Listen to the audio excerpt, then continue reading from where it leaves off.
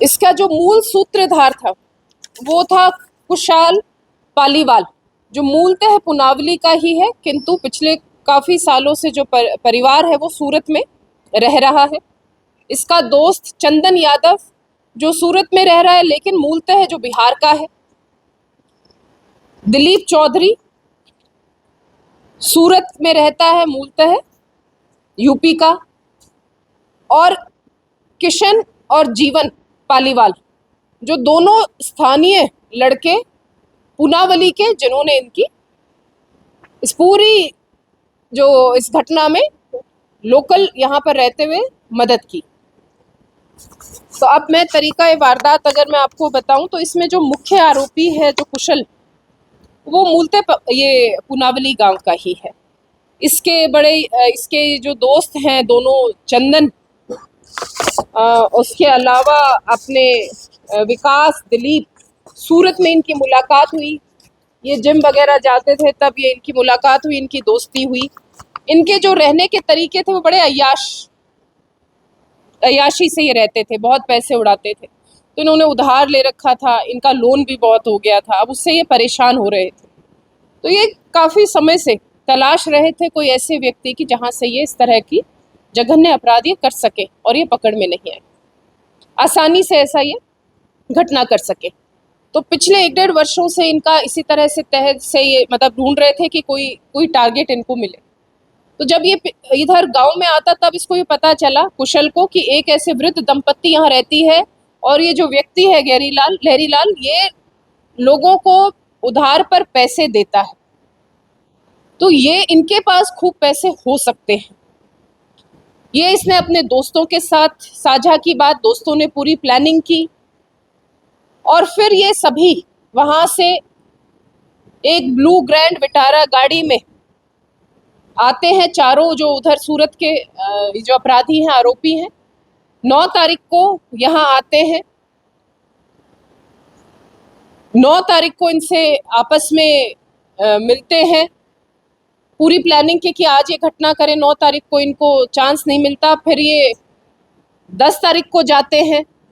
9 तारीख को ये इनके घर भी गए, इनमें से जो 2 व्यक्ति इनके घर भी गए, वहाँ पर खाना भी खाया, क्योंकि ये कुंडली वगैरह देखते थे।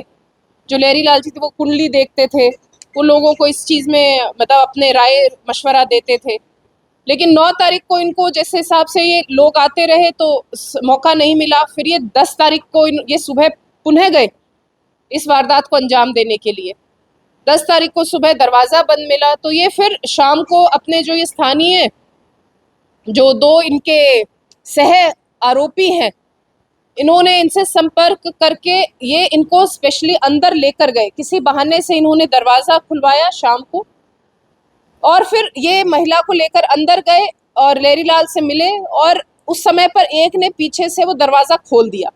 तो इनमें से जो ये कुशल पालीवाल है, ये शाम को उसके बाथरूम में जाके छुप गया और फिर उसके बाद वो दोनों निकल लिए। दोनों वृद्ध दंपत्ति ने अपना गेट बंद कर लिया और फिर उसके बाद कुशल ने वेट किया कि वो कब सोएं, उनके सोने का इंतज़ार किया। जब वो सो गए, उसको लगा कि ये सो गए हैं, उसके बाद अपने दोस्तों के पास उसने मैसेज किया कि ये सो गए हैं, अब आ जाओ। वो पूरी तैयारी के साथ आए थे। जब ये पहले भी 1 दिन पहले घर आए थे और इन्होंने बातचीत की थी, उस समय पर जब ये घटना को सोच रहे थे वारदात को अंजाम देने की, तब वहीं से इन्होंने एक हथौड़ा भी घर से ही ले लिया था। इनको दिख गया था कि यहाँ पर हथौड़ा रखा है, तो वो उसको वो उसको उस दिन ले ही आए थे साथ में। फिर शाम को ये प्लास्टिक के बैग और जो अपनी ये सेलो टेप होती है चौड़े वाली, वो और ये हथौड़ा, सब चीज़ें ये साथ में लेकर आए। दोस्तों ने एंट्री की और सोते हुए लहरीलाल जी की जघन्य रूप से हथौड़ा मार के सिर पर हत्या कर दी। महिला जो थी राधाबाई, वो ये ऊपर वाले कमरे में, वो महिला नीचे वाले कमरे में जिसमें संदूक था उसमें वो अंदर से किवाड़ को बंद करके सोई थी। तो कहीं उन्होंने ज़बरदस्ती अगर वो करते तो उनको डर था कि कहीं कोई किसी को जाग ना आ जाए, ये ज़्यादा मतलब कहीं शोर ना कर दे। तो उन्होंने वेट किया। वो जब महिला उस कमरे के बाहर अर्ली मॉर्निंग निकली तो उसकी गला घोट के हत्या कर दी बेरहमी से। और फिर उसके बाद कि कहीं ये पकड़े नहीं जाए और ये भाग जाए, उससे मतलब उस समय पर इनको समय मिले और कोई इनको पहचान नहीं पाए, वारदात का किसी को पता नहीं चले। तो इन्होंने उसको प्लास्टिक के पैकेट में अच्छी तरह से बांध के रैप करके, और वो उन दोनों की जो बॉडी है वो उधर ही, जो संदूक नीचे वाले कमरे में जो बड़ा संदूक था उनमें जो ये बेडिंग्स थी, कंबल और जो गद्दे थे, उनके नीचे दबा दी। और जो साफ सफाई इतनी अच्छी तरह से की कि कोई अलामात वहां पर घटना के नहीं छोड़े। और जो उस महिला के गले में चाबी थी, तो उसी से जो संदूक खुला, उसमें जो भी जेवरात पैसे थे वो लेके ये भाग गए।